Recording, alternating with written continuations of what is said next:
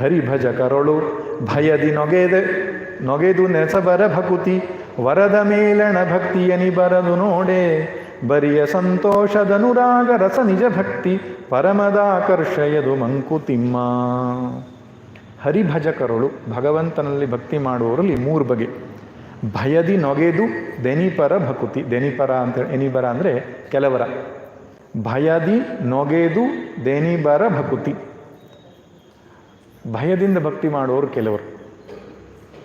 ವರದ ಮೇಲಣ ಭಕ್ತಿ ಎನಿಬರದು ನೋಡೆ,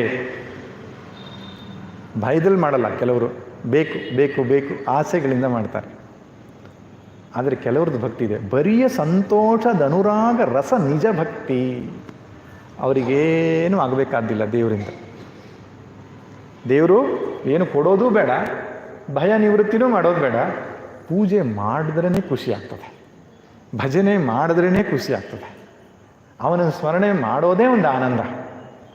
ಅದು ನಿಜ ಭಕ್ತಿ. ಪರಮದ ಆಕರ್ಷಯದು ಮಂಕುತಿಮ್ಮ ಅಂತ. ಅದಕ್ಕೆ ಪರಾಭಕ್ತಿ ಅಂತ ಕರೀತಾರೆ.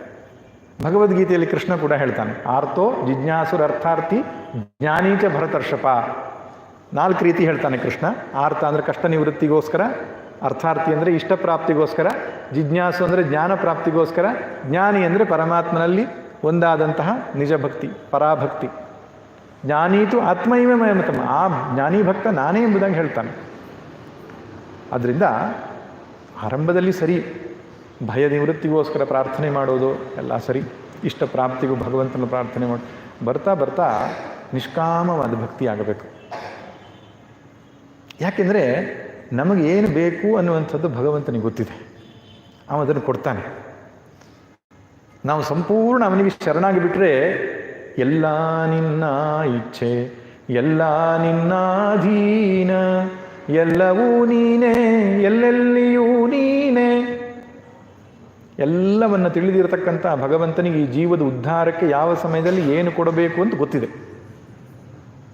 ಆದ್ದರಿಂದ ಶ್ರದ್ಧೆ ಭಕ್ತಿ ಪುರಸ್ಸರವಾದ ಜಸ್ಟ್ ಕೇವಲ ಪ್ರೀತಿ ಅಷ್ಟೇ ಇದ್ದುಬಿಟ್ರೆ